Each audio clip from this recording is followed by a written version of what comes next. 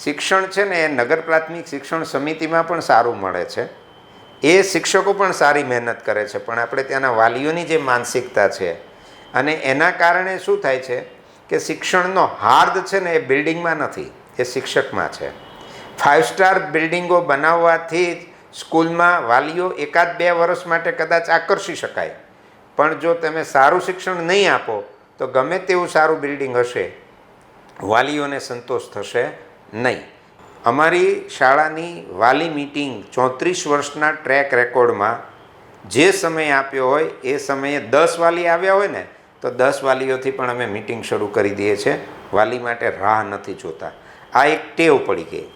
એટલે શિક્ષક તરીકે એનું વાંચન હોવું જોઈએ, પોતાના સબ્જેક્ટ પર પૂરેપૂરો કન્ટેન્ટ હોવો જોઈએ, સાથે સાથે સેન્સ ઓફ હ્યુમર પણ હોવો જોઈએ કે ભણાવતી વખતે જ્યારે બાળકને એ ભણાવે છે ત્યારે બાળકોને એનો વિષય બોરિંગ પણ ન લાગે અને શિક્ષકની વાત પણ બોરિંગ ન લાગે. એટલે એમાં એની ભાષા, શુદ્ધતા, પછી એની બોડી લેંગ્વેજ, એનું નોલેજ, એની પર્સનાલિટી, એનું કોન્ફિડન્સ, આ બધી જ બાબતો ટીચર્સમાં હોવી જોઈએ, તો જ એ સારા શિક્ષક તરીકે કામ કરી શકે.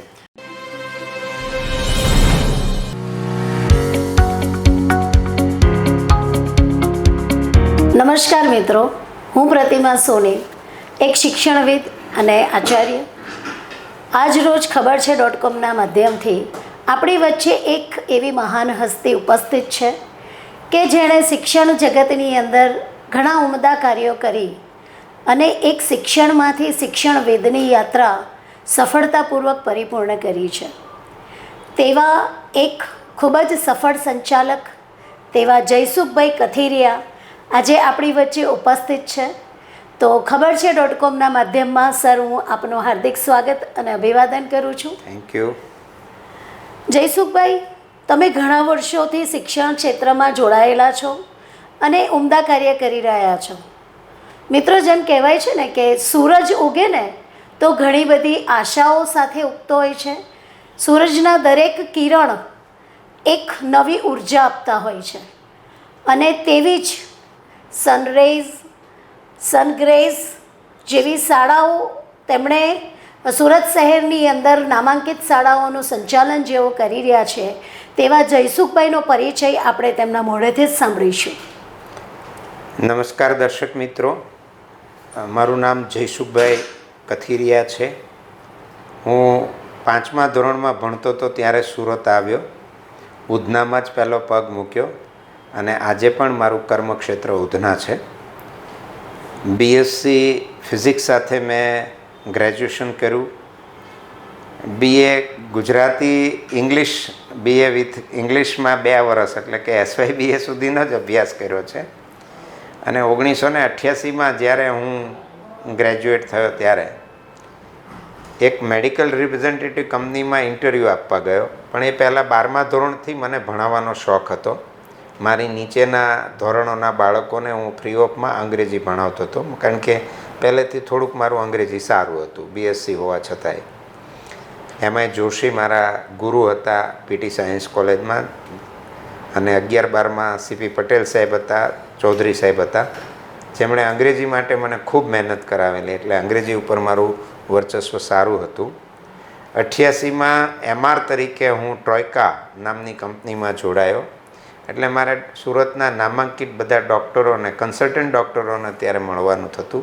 એટલે મારા મિત્ર જે અત્યારે યોગ ગુરુ મનુભાઈ ઢોલા છે, અમે 2 મિત્રો સાથે વાંચતા, એટલે નક્કી કર્યું કે આપણે મેડિકલ રિપ્રેઝેન્ટેટિવના ડૉક્ટરોને કોલ કરવા સિવાયનો સમય જે આપણી પાસે છે એમાં આપણે કોચિંગ ક્લાસ શરૂ કરીએ. એટલે વેકેશન બેચ અમે મે મહિનામાં ફ્રી જાહેર કરીને ઉધનામાં લિયો ક્લાસીસની 1988માં સ્થાપના કરી અને ત્યાર પછી કન્ટિન્યુઅસ એમાં સફળ થતા ગયા.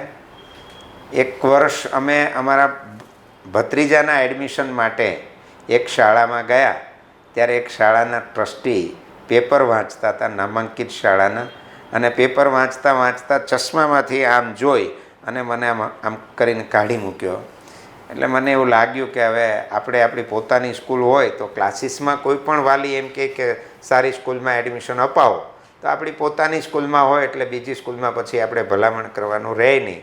એટલે અમે 1995માં સનસાઇન સ્કૂલની સ્થાપના કરી. તે પહેલાં લિયો ક્લાસીસ 1988થી શરૂ છે, જે આજે પણ ચાલુ છે ઉધના ગામમાં. 95માં સનસાઇન સ્કૂલમાં 2 વર્ષ અમે લોકો રહ્યા પછી અમારી સાથી ટ્રસ્ટી સાથે બહુ વિચારભેદ થયાના કારણે હું એમાંથી છૂટો થયો અને 1997માં મેં સનગ્રેસ સ્કૂલની સ્થાપના કરી. સનગ્રેસ સ્કૂલમાં 2003માં ભૂકંપ પછી અમે નવું બિલ્ડિંગ બનાવ્યું રોડ નંબર 2 ઉધના ખાતે, જે આજુબાજુના એરિયામાં એક પણ ઘર નથી 2 કિલોમીટરના એરિયામાં. છતાં પણ એ સ્કૂલ આજે પણ ખૂબ સારી રીતે ચલાવી રહ્યા છીએ.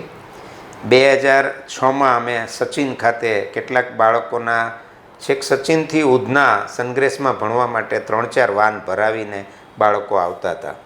એટલે એમના વાલીઓએ એવું કીધું કે સચિન વિસ્તારમાં સારી સ્કૂલની જરૂરિયાત છે. તો અમે ત્યાં 2006માં સચિન સ્કૂલ શરૂ કરી અને 2011માં સનગ્રેસમાં જે વાલીઓને એડમિશન નહોતા મળતા પેક જવાથી, એ જ વાલીઓએ એવું કર્યું કે અમારે તમારી હાથ નીચે જ અમારા બાળકોને ભણાવવા છે. એટલે અમે સનરેજ સ્કૂલ એસ્ટાબ્લિશ કરી અને ત્યાર પછી Leo school of science and commerce, આમ Leo classes, Sungrace school, Sunridge school, Sunlight school અને Leo school of science and કોમર્સમાં મળીને કુલ 6,500 જેટલા વિદ્યાર્થીઓ અત્યારે અમારા હાથ નીચે અભ્યાસ કરી રહ્યા છે. 3 સ્કૂલમાં હું મેનેજિંગ ટ્રસ્ટી છું અને સ્કૂલ મેનેજમેન્ટ કરું છું. સરસ વાત કરી સાહેબે કે કોઈ પણ વ્યક્તિની જ્યારે એવી કડવી વાત હોય છે, એ કડવી વાતને તેમણે પોતાનો સ્ટેપિંગ સ્ટોન બનાવી દીધો અને તેના આધાર ઉપર આજે તે પોતે 3 શાળાઓનું સંચાલન કરી રહ્યા છે અને આટલી મોટી સંખ્યાની અંદર વિદ્યાર્થીઓને એ ભણતર આપી રહ્યા છે. સાહેબ, એક પ્રશ્ન એવો છે કે તમે જે આગળ વાત કરી કે તમે એક MR હતા, MRમાંથી તમે એક શિક્ષણ બન્યા અને શિક્ષણમાંથી એક શિક્ષણવિદ બની ગયા. તો એ જર્નીની અંદર MR એટલે કે એક મેડિકલ ફિલ્ડ છે જેમાં તમારે હાઈ પ્રોફાઇલ ડૉક્ટરો સાથે ડીલિંગ કરવાનું હોય છે અને જ્યારે શિક્ષણની અંદર શિક્ષકો પણ ભણેલા જ હોય છે, પરંતુ એ બંનેના વિચારો વચ્ચે ક્યાંક ભેદભાવ જોવા મળતો હશે. તો એમાં તમને કયા પ્રકારની સ્ટ્રગલ જોવા મળી? MRમાં તો મને કોઈ સ્ટ્રગલ લાગી જ નહોતી. મને એક ચેલેન્જ આપવામાં આવી હતી કે માલતીબેન પી શાહ તમારી દવા પ્રિસ્ક્રાઇબ કરે તો અમે તમને મેડિકલ રિપ્રેઝેન્ટેટિવમાં પરમેનન્ટ કરીશું. અને સદનસીબે એમને રેગ્યુલર મળતો ને એમણે અમારી દવા ટ્રોયકાની પ્રિસ્ક્રાઇબ કરી એટલે મને તરત જોબમાં પણ પ્રમોશન મળ્યું. એટલે એક જ કંપનીમાં એક એજન્સી હોય ત્યાં બધી કંપનીના સ્ટોકિસ્ટ હોય. એટલે પછી બીજી કંપનીને પણ લાગ્યું કે આ ભાઈ સારું કામ કરે છે, એટલે બીજી કંપનીએ મને ઓફર આપી જ્યાં ડબલ પગાર અને TADA પણ 50ની જગ્યાએ 75 રૂપિયા હતું.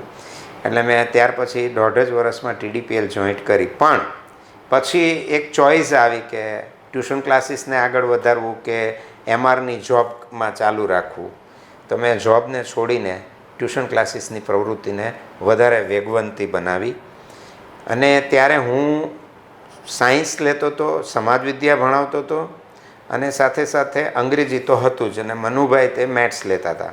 પછી વરાછામાં બ્રાન્ચ કરી એટલે મનુભાઈ ત્યાં જોઈન્ટ થઈ ગયા અને ઉધનામાં મેં શરૂ કર્યું.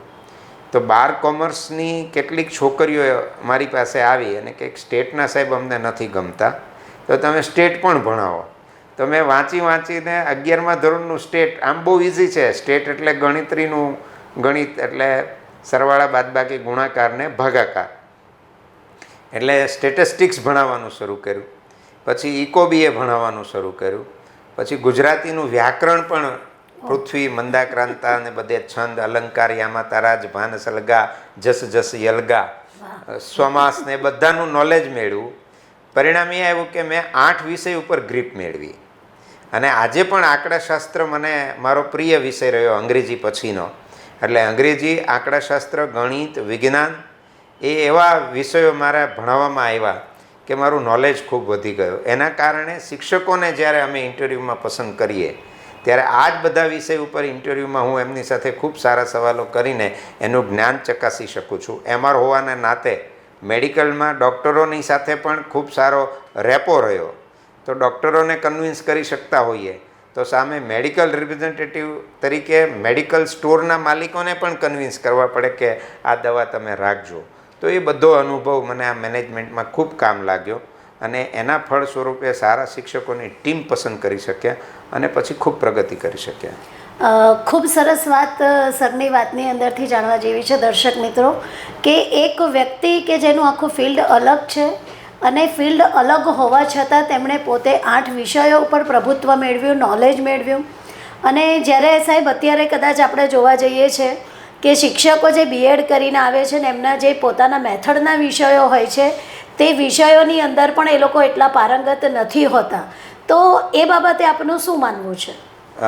મોટાભાગે આપણે ત્યાં જે બીએડની પદ્ધતિ છે એ ખૂબ સારી છે, પણ જ્યારે બીએડ કર્યા વગરના શિક્ષકો કોઈ સ્કૂલમાં અથવા ટ્યુશન ક્લાસીસમાં લેવાતા હોય છે ત્યારે હું એવું માનું છું કે ટીચિંગ ઇઝ એન આર્ટ, એક કળા છે અને એ હૃદયથી જ આવે. માણસ જ્યારે ક્લાસમાં ભણાવવા જવાનો હોય ત્યારે કદાચ એ પોતાની દૈનિક પ્રકૃતિમાં, હું એમ કહીશ કે ટોયલેટની અંદર બેઠો હોય ને તો આજે શું ભણાવવાનું છે ને એનો વિચાર કરીને એને હું કેવી રીતના રિપ્રેઝેન્ટ કરીશ કે જેથી મારા બાળકોને એમાં રસ પડે, આટલો જ્યારે વ્યક્તિ પોતાના વિષયમાં ઓતપ્રોત થઈ જાય ત્યારે જ એ વ્યક્તિ નિષ્ણાત શિક્ષક બની શકે છે. એટલે શિક્ષક તરીકે એનું વાંચન હોવું જોઈએ, પોતાના સબ્જેક્ટ પર પૂરેપૂરો કન્ટેન્ટ હોવો જોઈએ, સાથે સાથે સેન્સ ઓફ હ્યુમર પણ હોવો જોઈએ કે ભણાવતી વખતે જ્યારે બાળકને એ ભણાવે છે ત્યારે બાળકોને એનો વિષય બોરિંગ પણ ન લાગે અને શિક્ષકની વાત પણ બોરિંગ ન લાગે. એટલે એમાં એની ભાષા, શુદ્ધતા, પછી એની બોડી લેંગ્વેજ, એનું નોલેજ, એની પર્સનાલિટી, એનું કોન્ફિડન્સ, આ બધી જ બાબતો ટીચર્સમાં હોવી જોઈએ, તો જ એ સારા શિક્ષક તરીકે કામ કરી શકે. આ વાત ઉપરથી એવું જાણવા મળે છે કે સાહેબ જેમ મેડિકલ રિપ્રેઝન્ટેટિવ હતા એવી રીતે શિક્ષકોએ એજ્યુકેશનલ રિપ્રેઝન્ટેટિવ બનવું જ પડશે, તો જ તેઓ બાળકના દિલ અને દિમાગ સુધી સારી રીતે પહોંચી અને પોતાનું કન્ટેન્ટ છે તે સારી રીતે ડિલિવર કરી શકશે. સાહેબ, તમે જણાવ્યું કે આપની શાળા ઉધના વિસ્તારમાં આવેલી છે અને આપે જ્યારે સોનગ્રેસ શાળાનું ઓપનિંગ કર્યું ત્યારે આજુબાજુ 2 કિલોમીટર સુધી કોઈપણ પ્રકારની વસ્તી નહોતી, તો બાળકોને શાળા માટે આકર્ષિત કરવા માટે આપણને શું સ્ટ્રગલ પડી અથવા આપણે શું કરવું પડ્યું? મને બાળકોને આકર્ષિત કરવા માટે સ્ટ્રગલ એટલા માટે નથી પડી કારણ કે ક્વોલિટી પેઝ યુ. તમે સારું શિક્ષણ આપો તો ગમે એટલી જાહેરાત કરો ને તો વાલીઓ તમારી પાસે નહીં આવે. Mouth publicity. અને હું લિયો ક્લાસીસમાં ખૂબ ક્વોલિટેટિવ એજ્યુકેશન આપતો હતો. એ જ બાળકોના પેરેન્ટ્સ હોય એ અમારી શિક્ષણ પદ્ધતિ જુએ એટલે સ્વાભાવિક રીતે છે કે પહેલાં 100 બાળકો હોય, પછી 100માંથી 200 થયા, 200ના 400 થયા, 400ના 800 થયા, એવી રીતના સંખ્યા સતત વધતી ગઈ. એટલે મને સંખ્યા મેળવવા માટે ક્યારેય સંઘર્ષ કરવો પડ્યો નથી. હા, અત્યારે જે રીતથી વાલીઓની એક માનસિકતા ડેવલપ થઈ છે કે 5 સ્ટાર ક્વોલિટી શિક્ષણ છે ને એ નગર પ્રાથમિક શિક્ષણ સમિતિમાં પણ સારું મળે છે, એ શિક્ષકો પણ સારી મહેનત કરે છે, પણ આપણે ત્યાંના વાલીઓની જે માનસિકતા છે અને એના કારણે શું થાય છે કે શિક્ષણનો હાર્દ છે ને એ બિલ્ડિંગમાં નથી, એ શિક્ષકમાં છે. 5 સ્ટાર બિલ્ડિંગો બનાવવાથી સ્કૂલમાં વાલીઓ 1-2 વર્ષ માટે કદાચ આકર્ષી શકાય, પણ જો તમે સારું શિક્ષણ નહીં આપો તો ગમે તેવું સારું બિલ્ડિંગ હશે વાલીઓને સંતોષ થશે નહીં. એટલે એજ્યુકેશન ક્વોલિટી અને તમારું બાળક 12 ધોરણ પાસ કર્યા પછી કોલેજમાં જાય અને પોતે સ્વાવલંબી બને એવું જો શિક્ષણ તમે આપો તો તમને ક્યારેય શિક્ષણની બાબતમાં કે અન્ય કોઈ પણ બાબતમાં ફરિયાદ રહેતી નથી. ખૂબ સાચી વાત કરી સાહેબે કે ઇન્ફ્રાસ્ટ્રક્ચરનું મહત્ત્વ નથી હોતું પણ ક્વોલિટી એજ્યુકેશનનું મહત્ત્વ શિક્ષણની અંદર હોય છે. અને સરના જે કહેવા ઉપરથી એક જ સંદેશ આપણે આપી શકીએ કે જ્યાં શિક્ષણ સારું મળતું હોય તેવી શાળાની વાલીઓએ પસંદગી ખરેખર કરવી જોઈએ કે જેથી કરીને બાળક ઉજ્જવળ ભવિષ્યની દિશા તરફ આગળ વધી શકે. સર, અત્યારે આપણે જોઈ રહ્યા છીએ કે સુરત શહેરની અંદર બહુ બધી કોમ્પિટિશન જોવા મળી રહી છે. દરેક જગ્યાએ નવી શાળાઓ ઓપન થઈ રહી છે, તો આપની શાળા કઈ રીતે વિશેષ છે કે જે અન્ય શાળાઓ કરતાં કંઈક આપણે આપણા બાળકોને શું નવું આપી રહ્યા છીએ? જીવનલક્ષી શિક્ષણ છે ને એ પાયાની જરૂરિયાત છે. સાચી વાત છે. ખાસ કરીને અમારી શાળાઓમાં સરકાર માન્ય એનસીસી છે. પ્રાઇવેટ સ્કૂલ હોવા છતાંય સરકાર માન્ય એનસીસી હોવું એક શાળા માટે ગૌરવની બાબત હોય છે, કારણ કે એનસીસી થ્રુ બાળકની પર્સનાલિટીમાં ખૂબ પરિવર્તન આવે છે. એટલે એનસીસીથી ડિસિપ્લિન આવે છે અને શિક્ષણની અંદર શિસ્ત ખૂબ જરૂરી છે. બીજું અમે આપણા હસમુખભાઈ પટેલ જેઓ અત્યારે ચેરમેન છે જીપીએસસીના, એમની સાથે હું 2013થી કામ કરું છું. પેરેન્ટિંગ ફોર પીસનો પ્રોગ્રામ હોય કે પછી રૂપાંતરનો પ્રોગ્રામ હોય, આવી શિક્ષણને કાયમ ઉજાગર કરતા પ્રોગ્રામો છે એ અમે અમારી શાળાની અંદર કાયમ ચાલુ રાખ્યા છે. વાલી મિટિંગની અંદર પણ દરેક વખતે કંઈક નવું આપવું, નવા વિચારો આપવા, બાળકો અત્યારે કઈ પરિસ્થિતિમાં છે એ બધી સમજણ આપવી. અને ઉધના છે ને, એ ઉધના વિસ્તારમાં શાળા ચલાવવી એટલે હું કાયમ એમ કહું કે રેતીમાં વહાણ હાંકવા જેવું કઠિન છે. કારણ કે ત્યાં મધ્યમ વર્ગના વાલીઓ છે અને એ વાલીઓને પહેલું કામ હોય છે પોતાની આજીવિકા કમાવા જવું. એટલે એ વાલી મિટિંગમાં એમની હાજરી ન હોય છતાંય અમારા પ્રયત્નોને કારણે વાલી મિટિંગમાં પણ અમને 90% વાલીઓ હાજર રહે છે. અમારી શાળાની વાલી મિટિંગ 34 વર્ષના ટ્રેક રેકોર્ડમાં જે સમય આપ્યો હોય એ સમયે 10 વાલી આવ્યા હોય ને તો 10 વાલીઓથી પણ અમે મિટિંગ શરૂ કરી દઈએ છીએ. વાલી માટે રાહ નથી જોતા. આ એક ટેવ પડી ગઈ. ઇન્ડોર સ્ટેડિયમની અંદર પણ પ્રોગ્રામ હોય ને તો 6:30 વાગ્યાનો સમય આપ્યો હોય તો એક્ઝેક્ટ 6:30 વાગે અમારો કાર્યક્રમ શરૂ થઈ જાય. એના માટે અમે જે ગેસ્ટ બોલાવીએ ને એને પણ એવી સૂચના આપીએ છીએ કે આ પરંપરા અમારી તૂટે નહીં. અને ગેસ્ટ પણ લગભગ સમયસર આવી જ જાય છે.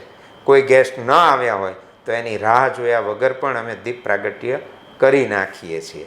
આ પરંપરાને કારણે વાલીઓમાં એક સમય પાલનતાનો ગુણ વાલીઓમાં અને બાળકોમાં પણ ડેવલપ થયો છે. ખૂબ સાચી વાત કરી સાહેબ કે અત્યારે ભાગદોડી ભરી જિંદગીની અંદર લોકો પાસે સમયની અભાવ જોવા મળતો હોય છે અને ત્યાં આપણે સમય દરેક વ્યક્તિનો બચાવવો ખૂબ જરૂરી બનતો હોય છે. સર, તમે અત્યારે વાલીની વાત કરી કે વાલી એ એરિયાની અંદર આજીવિકા માટે દરેક જગ્યાએ જતા હોય છે અને ક્યાંક એવું પણ જોવા મળતું હોય છે કે વાલીનું પોતાનું એજ્યુકેશન પણ આની અંદર ઘણું મેટર કરતું હોય છે. તો વાલીનો સહયોગ, તમે કંઈક નવા નાના મોટા કાર્યક્રમો કરો છો અથવા એજ્યુકેશનની અંદર કંઈક બદલાવ લાવવાની ઈચ્છા રાખો છો તો એવા સમયે વાલીનો સહયોગ આપણને કેટલા પ્રમાણમાં મળી રહે છે? આમ અમુક જગ્યાએ નથી મળતો હોતો. ખાસ કરીને ઓપન હાઉસ રાખીએ છીએ ત્યારે 30થી 40% વાલીઓ જ હાજરી આપે છે, કારણ કે એમાં અમે ફોર્સફુલી કંઈ નથી કરતા હોતા. પણ વાલી મિટિંગમાં મને વાલીઓનો પૂરેપૂરો સહકાર હોય છે, એટલે મારા વિચારો જે મારે વાલીઓ સુધી પહોંચાડવાના હોય એ પહોંચી જાય છે. એવી જ રીતના અમે સામાજિક કોઈ કાર્ય કરીએ છીએ. દાખલા તરીકે ડાંગ આહવાની અંદર પીપી સ્વામીને ત્યાં અમે અનાજનું દાન કરીએ ત્યારે વાલીઓને એવું કહીએ કે ભાઈ તમે 1-2 કિલો ચોખા ઘઉં આપો, ત્યારે વાલીઓ દિલથી અમને ખૂબ મદદ કરે છે. 2017માં પુલવામા એટેક વખતે અમે ઇન્ડોર સ્ટેડિયમમાં શહાદત તુજે સલામ નામનો કાર્યક્રમ રાખ્યો હતો. એમાં અમે એવું વિચાર્યું હતું કે દરેક શહીદ પરિવાર, 8 શહીદ પરિવારને અમે પુલવામા એટેક પછીના શહીદ પરિવારને બોલાવ્યા હતા. એટલે પુલવામા એટેકવાળા નહીં, પછી જે 8 બીજા સૈનિકો શહીદ થયા હતા એમને બોલાવ્યા હતા અને દરેકને આપણે 2-2 લાખ રૂપિયા આપીશું એવું નક્કી કર્યું હતું. તો અમારા વાલીઓ અને વિદ્યાર્થીઓ એટલો સહકાર આપ્યો કે અમે એમને ગલ્લા આપ્યા અને એ લોકોએ 12 લાખ રૂપિયા એમાંથી ઉઘરાવીને લાવ્યા. પછી જે મહેમાનો આવ્યા હતા એ લોકોએ આપ્યા, જુદા જુદા એસોસિએશન આપ્યા. અને અમારો એક સિદ્ધાંત છે કે જ્યાં કાર્યક્રમ રાખીએ ને ત્યાં જેટલું દાન થાય ને એટલું ત્યાં એની સામે જ એ સૈનિકોને આપી દેવું. એટલે એ કાર્યક્રમની અંદર અમને વાલીઓનો ખૂબ સહકાર મળ્યો છે અને મળતો પણ આવે છે. કોરોના કાળ દરમિયાન અમે એક સેવાકીય હોસ્પિટલ શરૂ કરી, 4 ડૉક્ટરોએ અમને મદદ કરી અને અમે 72 દર્દીઓને ઓક્સિજન સહિતની સુવિધા મારી શાળાની અંદર એક સેમી હોસ્પિટલ જ બનાવી દીધી હતી, જેમાં મેડિકલી ઓક્સિજન, ડૉક્ટર્સની, નર્સની સુવિધાઓ હતી અને 72 દર્દીઓને અમે 4-4 દિવસ એવરેજ રાખી અને ઘરે મોકલી આપ્યા. તો ત્યાં બી અમે ખૂબ સારું કામ કર્યું હતું. એમાં પણ વાલીઓનો અમને ખૂબ સહકાર મળે છે.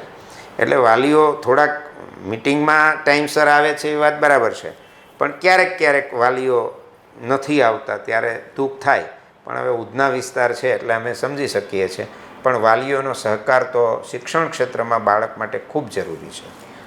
ખૂબ સાચી વાત કરી સાહેબ કે જે બાળકની સાથે એના માતા પિતા સંપૂર્ણ રીતે જોડાયેલા હોય છે તે બાળકનો વિકાસ અદ્ભુત થતો હોય છે. એટલે દરેક વાલી મિત્રોને એટલી નમ્ર વિનંતી કે આપણે આપણા બાળકનો જો ખૂબ સારો વિકાસ ઈચ્છતા હોઈએ, તેની સફળતા ઈચ્છતા હોઈએ, તો બાળકના ઉંમર અને વર્ષ જોયા વગર તેની સાથે અને પડખે રહેશો તો તમને જેવું તમારું બાળકનું ભવિષ્ય જોવું છે તેવું તમારું બાળક બનશે અને તેનો આનંદ તમે પણ લઈ શકશો. સાહેબ, એક બીજી વાત એવી કરવી છે કે તમે અત્યારે આટલી બધી સોશિયલ એક્ટિવિટીની વાત કરી કે તમારી શાળાની અંદર તમે આટલી ખૂબ સરસ સોશિયલ એક્ટિવિટી કરી, તો એ એક્ટિવિટી એક કોઈ લાગણીના કારણે કરી, સમાજની કોઈ ફરજના ભાગરૂપે કરી, કે બાળકોને કંઈક નવું શીખવવું છે, સમાજ માટેની વાત શીખવવી છે, સમાજની ફરજ શીખવવી છે, તેના ભાગરૂપે આપે આવી સુંદર એક્ટિવિટીનું આયોજન કર્યું? જ્યારે પણ પૂર આવે ને તો 2001માં પણ અમે ખૂબ સારી એક્ટિવિટીઝ કરી હતી. લગભગ 45 દિવસ સુધી અમે મેડિકલ કેમ્પ ચલાવ્યો હતો. આ કાર્યથી બાળક એમાંથી પ્રેરણા લે છે. ક્યારેક ક્યારેક અમે બાળકોને પણ અમારી સાથે જોડીએ છીએ. દાખલા તરીકે જે બાળકો સૌથી વધારે અનાજ કલેક્ટ કરીને લાવે એ બાળકોને અમે પીપી સ્વામીને ત્યાં દાન આપવા જઈએ ત્યારે બાળકોને સાથે લઈ જઈએ છીએ, એટલે એમના પાર્ટ બને.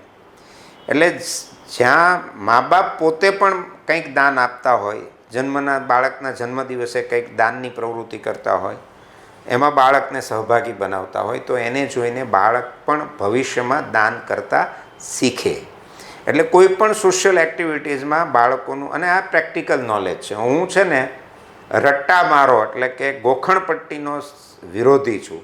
બાળક પ્રેક્ટિકલથી વ્યવહારિક જ્ઞાન જેટલું શીખે એટલું જ બાળકના જીવનમાં ખૂબ ઉપયોગી થાય છે. આજે બાળકો ઘણીવાર ગોખણપટ્ટીથી 9મા 10મામાં કે 80-90% A1 ગ્રેડ લઈ આવે છે. એ જ બાળકો કદાચ ભવિષ્યમાં જીવનની અંદર નિષ્ફળ પણ જતા હોય છે.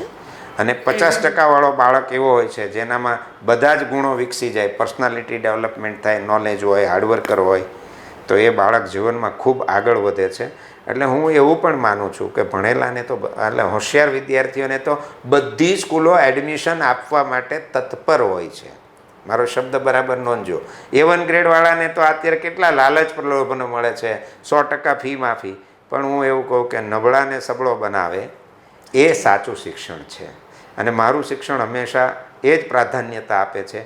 A1 ગ્રેડ મારી સ્કૂલમાં કેટલા આવ્યા ને, ઠીક છે, હવે પેપરમાં બધા આપે એટલે આપણે પણ આપવું પડે, પણ એના કરતાં 50% લાવનાર બાળકે મહેનત કરીને 70% લાવે છે અને 90% વાળો 2% વધારીને 92% લાવે છે, તો મારી દ્રષ્ટિએ તો 50ના 70 કરવાવાળો છે ને એ સારું ભણ્યો અથવા સારી રીતે એણે મહેનત કરી છે એવું હું માનું છું. ખૂબ સાચી વાત છે. સમાજનો પ્રવાહ જે દિશામાં જઈ રહ્યો છે તે દિશાની અંદર જનરલી જોવા જઈએ તો જે સાહેબે વાત કરી કે 50માંથી 70 થયેલા વ્યક્તિની નોંધ નથી લેવાતી હોતી, પરંતુ તે આપણા બધાનું દુર્ભાગ્ય આપણે ગણી શકીએ કે એ બાળકે પુષ્કળ મહેનત કરી હશે ત્યારે એણે આટલી મોટી છલાંગ મારી હશે. સર, એક પ્રશ્ન તમને પૂછવાની ઈચ્છા થાય છે કે શિક્ષકોની ક્વોલિટી, તમે આટલા લાંબા સમયથી શિક્ષણ ક્ષેત્ર સાથે જોડાયેલા છો એટલે તમને ખબર હશે કે શરૂઆતના સમયગાળા દરમિયાનના શિક્ષકો અને અત્યારના શિક્ષકો વચ્ચે ઘણો મોટો તફાવત જોવા મળે છે. અને મારી દ્રષ્ટિએ એ તફાવત સૌથી મોટો ડેડિકેશનનો જોવા મળે છે કે પહેલાંના શિક્ષકો જ્યારે હતા તે પોતાની સંસ્થા, પોતાની શાળા માટે એટલા ડેડિકેટેડ હતા, જ્યારે અત્યારના શિક્ષકો કદાચ દુર્ભાગ્યવશ જોવા જઈએ તો ઘડિયાળના કાંટે કામ કરનારા શિક્ષકો છે. તો આ પ્રકારનો અનુભવ આપને થઈ રહ્યો છે? મારે ત્યાં જે શિક્ષકો છે એ લગભગ 15-20 વર્ષ જૂના શિક્ષકો પણ આજે કામ કરી રહ્યા છે. એમાં થોડાક અંશે સંચાલકશ્રીઓની પણ મેન્ટાલિટી જે છે એ ઘણીવાર કામ કરી જતી હોય છે. હું 100 કમાતો હોઉં તો 50 મારે શિક્ષકને આપવા જોઈએ, પણ હું 100 કમાતો હોઉં ને શિક્ષકને 10 કે 20 જ આપું તો એ યોગ્ય નથી. એટલે પહેલું શિક્ષકની આ. બીજું, શિક્ષણ જગતમાં જે અત્યારે આવી રહ્યા છે એવું કહેવાય કે જેને ક્યાંય ન મળે ને એ છેવટે શિક્ષક બનવા માટે આવી રહ્યા છે. પરિણામ એ આવે છે કે એમાંથી પણ પછી જે મહેનત કરે છે ને આગળ વધે છે, પણ તમે 80-20નો રેશિયો તો બધી જ જગ્યાએ છે. સાર્વત્રિક સર્વેક્ષણ અનુસાર તમે 100 રૂપિયા પગાર આપો અને તમને 120 રૂપિયાનું કામ કરીને આપે એવા 20% લોકો છે, અને 100 રૂપિયા પગાર આપો અને તમને 80 રૂપિયાનું જ કામ કરીને આપે એવા 80% લોકો છે. એટલે એ 80-20નો રેશિયો આજે પણ બધી જગ્યાએ લાગુ પડે છે. એટલે આપણે આપણી સંસ્થામાં સારા શિક્ષકો માટે આપણે એના માટે શું કરીએ છીએ તો એ આપણા માટે ડેડિકેટેડ બનશે. પણ ડેડિકેશનનો અભાવ તો ધીમે ધીમે ઓછો થતો જાય છે શિક્ષકની લાઈનમાં, અને એક ઘડિયાળના કાંટે એટલા માટે પણ કામ કરતો થઈ ગયો છે કે જેન્ટ શિક્ષક હોય એને જો 25-30 હજારથી અત્યારે મિનિમમ જરૂરિયાત એ છે. એટલે જો એનાથી ઓછું મળવાનું છે તો એ બીજી 5 જગ્યાએ કામ કરવા માટે જવાનો છે, 2 જગ્યાએ જશે. પરિણામે એને કાંટા સાથે ચાલવું પડે. એવી સ્થિતિનું નિર્માણ ન થતું હોય તો હું માનું છું કે શિક્ષક તમારે ત્યાં ડેડિકેશનથી કામ કરશે. ખૂબ સારી વાત કરી અને સાચી વાત પણ કરી કે શિક્ષકોની જરૂરિયાત છે તે જરૂરિયાત પણ જો સંતોષાઈ જતી હોય તો એ પણ એક સંતોષ સાથે પોતાના કાર્ય કરી શકતા હોય છે. સાહેબ, આપના સાથેની જે વિચાર યાત્રાઓ છે તે ખરેખર ખૂબ સુંદર રહી. અંતમાં તમે અમારા દર્શક મિત્રોને શું સંદેશો આપવાની ઈચ્છા રાખો છો? દેખાદેખીમાં બાળકોના એડમિશનો અંગ્રેજી માધ્યમમાં લેવાની જે ઘેલછા ચાલી છે એનો હું સખત વિરોધ કરું છું. 1 થી 5 ધોરણમાં બાળકને માતૃભાષામાં જે સમજ પડે છે એ અંગ્રેજી માધ્યમના બાળકોમાં સમજ નથી પડતી. આજે પણ હું જોઉં છું કે ઘણા બાળકો CBSEમાં છે, એના મગજમાં એવી મેન્ટાલિટી જ છે કે CBSE બોર્ડ એટલે ઊંચું બોર્ડ ને ગુજરાત બોર્ડ એટલે નીચું બોર્ડ. જ્યારે એ બાળક 8મા 9મામાં CBSEમાં પણ પરફોર્મન્સ નથી આપી શકતો અને એને બોર્ડ ચેન્જ કરવા માટેની કોઈ સલાહ આપે કે માધ્યમ ચેન્જ કરવાની સલાહ આપે ત્યારે બાળક માનસિક રીતે તૈયાર થતું નથી હોતું. આપણે ત્યાં મોટાભાગના અત્યારે જે કઈ શાળા પસંદ કરવી, કયા માધ્યમમાં મૂકવું, એના નિર્ણયો મોટાભાગે બહેનો લે છે. હું એનો વિરોધ નથી કરતો, પણ દેખાદેખીમાં લે છે કે બાજુવાળાનું બાળક આ સ્કૂલમાં છે, અંગ્રેજી માધ્યમમાં છે, CBSE બોર્ડમાં છે, એટલે મારું બાળક પણ આવું જ હોવું જોઈએ. પણ ખરેખર બાળકની ક્ષમતા, બાળકને શેમાં રુચિ છે, ક્યાં બાળકને સારું શિક્ષણ મળે એમ છે, એ બધી બાબતોને જોઈને શાળા પસંદ કરવી જોઈએ. શાળાનું પોતાનું શાળા ગીત હોય, શાળામાં મેદાન હોય, પણ આજે મેદાનની ક્ષમતા ન હોય તો મેદાનમાં જેટલી આવશ્યક રમતો હોય એ રમાડી શકાતી હોય, શાળાનું ગીત હોય, NCC હોય, સાથે સાથે ડિસિપ્લિન હોય અને આચાર્યશ્રીઓ મિલનસાર સ્વભાવના હોય, વાલીઓને બહુ બહાર બેસાડી ન રાખતા હોય, એવી શાળા પસંદ કરવી જોઈએ. ડોનેશનના માધ્યમથી લોકોને એવું મનાય કે જ્યાં ડોનેશન ઊંચું ત્યાં સ્કૂલ સારી, જ્યાં ફી ઊંચી ત્યાં સ્કૂલ સારી, એવું નથી હોતું. સામાન્ય સ્કૂલમાં APJ અબ્દુલ કલામ ભણીને રાષ્ટ્રપતિ બની શકતા હોય તો દરેક શાળામાં એક સારી વિશેષતા હોય જ છે, જેના થકી એ શાળા ચાલતી હોય છે. એટલે મારી ખાસ વિનંતી છે કે દેખાદેખીમાં બાળકનું ભવિષ્ય જોવા કરતાં પોતાના વિસ્તારમાં ક્યાં બાળકનું હિત સચવાય એમ છે એવી શાળા વાલીઓએ પસંદ કરવી જોઈએ. દર્શક મિત્રો, ખૂબ સરસ વાત સાહેબે કરી કે શાળાની અંદર બાળકનો અભ્યાસ કયા લેવલનો થશે તે ખાસ જોવાનું જરૂરિયાત રહેતી હોય છે. અને સાહેબના વિચારો એક ઉમદા વિચારો છે અને એટલે જ મેં શરૂઆતમાં કહ્યું કે શિક્ષણ તે શિક્ષણવિદ તરીકે તેમણે જે સંઘર્ષ કર્યો છે તે સંઘર્ષની પાછળ તેમનો આત્મવિશ્વાસ, તેમની મહેનત, જેના કારણે અત્યારે તે સુરત શહેરની અંદર એક ખૂબ મોટું નામ તરીકે કાર્યરત છે. શિક્ષણ ક્ષેત્રની અંદર સાહેબ ખૂબ મોટું નામ ધરાવી રહ્યા છે અને તે તેમના વિચારો ઉપરથી આપણે જાણી શકીએ છીએ. ખબર છે .comના માધ્યમમાં આપે સમય આપ્યો તે બદલ હું આપનો હૃદયપૂર્વક આભાર પ્રગટ કરું છું. એક વાક્ય હું છેલ્લે પૂર્ણ કરીશ. જી સર. કે બાળકને આપણે એવું શિક્ષણ આપીએ કે બાળક કોઈ પાસે હાથ માગવા માટે લાંબો ન કરે પણ આપવા માટે હાથ લાંબો કરે એવું શિક્ષણ આપીએ તો આપણો સમાજમાં, આપણા રાષ્ટ્રમાં હંમેશા જે આપણે ઈચ્છીએ છીએ એવું થશે. ખૂબ સરસ વાત છે કે માગવા કરતાં આપવાવાળાનો હાથ હંમેશા ઊંચો હોય છે અને એના માટે દિલમાં પણ એટલી ભાવના હોવી જોઈએ ત્યારે એ આપવાવાળો બની શકતો હોય છે. અને જે કાર્ય સાહેબ કરી રહ્યા છે તેના કારણે જ તેઓ આટલી સરસ વાત કરી શક્યા છે. તો ફરીથી સાહેબ હું આપનો આભાર માનું છું કે આપે આપનો કિંમતી સમય ખબર છે .comના ગુરુદેવો ભવ સિરીઝ માટે આપ્યો છે. Thank you so much. ખબર છે .comનો હું પણ ખૂબ ખૂબ આભારી છું કે મને અહીંયા મારા વિચારો વ્યક્ત કરવા માટેની તક આપી, અને દર્શક મિત્રો આમાંથી કંઈક શીખશે એવી અપેક્ષા રાખું છું. Thank you. Thank you. Thank you.